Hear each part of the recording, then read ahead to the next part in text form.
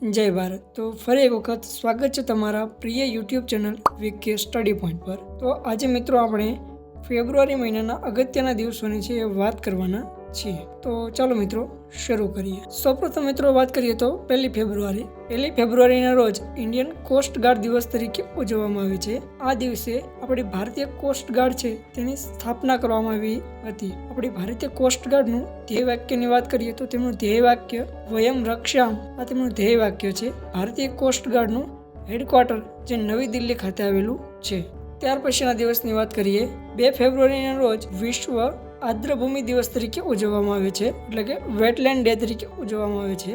આ દિવસે પર્યાવરણવિદો ભીની ભૂમિના રક્ષણ માટે આ દિવસની ઉજવણી કરવામાં આવે છે।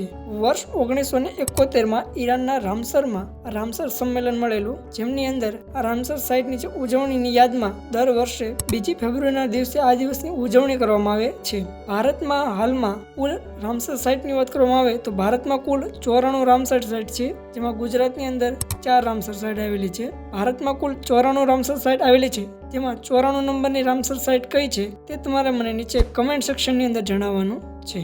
ત્યાર પછીના દિવસની વાત કરીએ તો 4 ફેબ્રુઆરી। 4 ફેબ્રુઆરીના રોજ વિશ્વ કેન્સર દિવસ તરીકે ઉજવવામાં આવે છે। આ દિવસે લોકોમાં કેન્સર અંગે જાગૃતતા લાવવા માટે આ દિવસની ઉજવણી કરવામાં આવે છે। સૌપ્રથમવાર વર્ષ 2000માં આ દિવસની ઉજવણી પેરિસ ખાતેથી કરવામાં આવી હતી। વર્ષ 2025ની અંદર આ દિવસની ઉજવણી કરવામાં આવી હતી, જેની થીમ યુનાઇટેડ બાય યુનિક આ થીમ ઉપર આ દિવસની ઉજવણી કરવામાં આવી હતી। ત્યાર પછીના દિવસની વાત કરીએ તો 8 ફેબ્રુઆરી। 8 ફેબ્રુઆરીના રોજ સુરક્ષિત ઇન્ટરનેટ દિવસ તરીકે ઉજવવામાં આવે છે। સાયબર સુરક્ષા અંગે જાગૃતિ ફેલાવવા માટે આ દિવસની ઉજવણી કરવામાં આવે છે।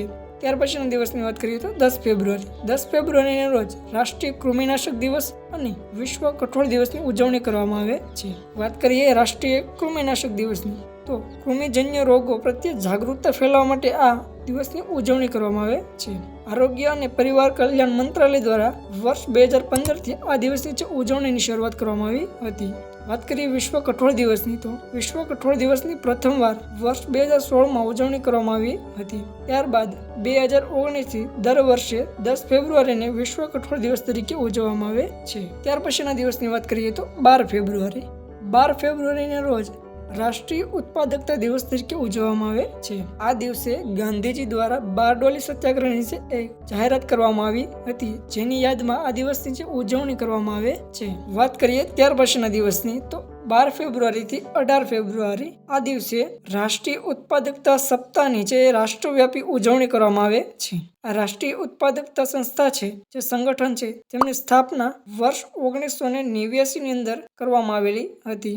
વાત કરીએ ત્યાર પછીના દિવસની તો 13 ફેબ્રુઆરી। 13 ફેબ્રુઆરીના રોજ વિશ્વ રેડિયો દિવસ અને રાષ્ટ્રીય મહિલા દિવસ તરીકે ઉજવવામાં આવે છે। વાત કરીએ વિશ્વ રેડિયો દિવસની તો રેડિયોના શોધક જી માર્કોની દ્વારા રેડિયોની શોધ કરવામાં આવી હતી। વાત કરીએ રાષ્ટ્રીય મહિલા દિવસની, આ દિવસે દેશના અગ્રણી સ્વતંત્ર સેનાની અને કવયત્રી સરોજિની નાયડુની જન્મજયંતિ નિમિત્તે રાષ્ટ્રીય મહિલા દિવસની ઉજવણી કરવામાં આવે છે। આ સરોજિની નાયડુ જે ભારતના પ્રથમ મહિલા ગવર્નર રહી ચૂક્યા છે।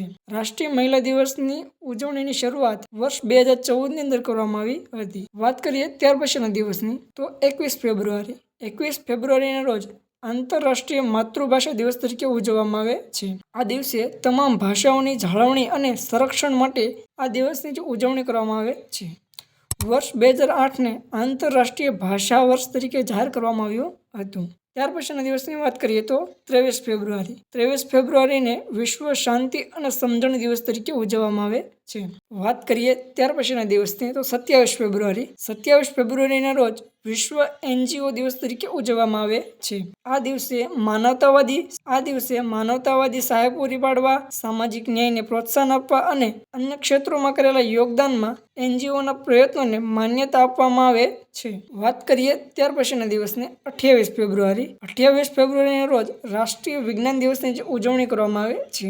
આ દિવસે સર સીવી રામનની યાદમાં કરવામાં આવે છે। સર સીવી રામન દ્વારા રામન કિરણોની શોધ કરવામાં આવી હતી। આ કિરણોની શોધ બદલ વર્ષ 1930ની અંદર જેમને નોબેલ પુરસ્કારથી સન્માનિત કરવામાં આવ્યા હતા। પ્રથમવાર રાષ્ટ્રીય વિજ્ઞાન દિવસની ઉજવણી વર્ષ 1987ની અંદર કરવામાં આવી હતી। ઓકે મિત્રો, તો આજે આપણે આ વિડીયોમાં ફેબ્રુઆરી મહિનાના અગત્યના દિવસોની છે વાત કરી. જો તમને મારા આ વિડીયોના માધ્યમથી કંઈક નવું જાણવા મળ્યું હોય તો વિડીયોને લાઇક, શેર અને ચેનલ પર નવા આવ્યા હોય તો ચેનલને સબસ્ક્રાઈબ કરવાનું ભૂલતા નહીં. મળીએ છીએ એક નવા વિડીયોમાં. ત્યાં સુધી આપ સૌને જય હિન્દ, જય ભારત.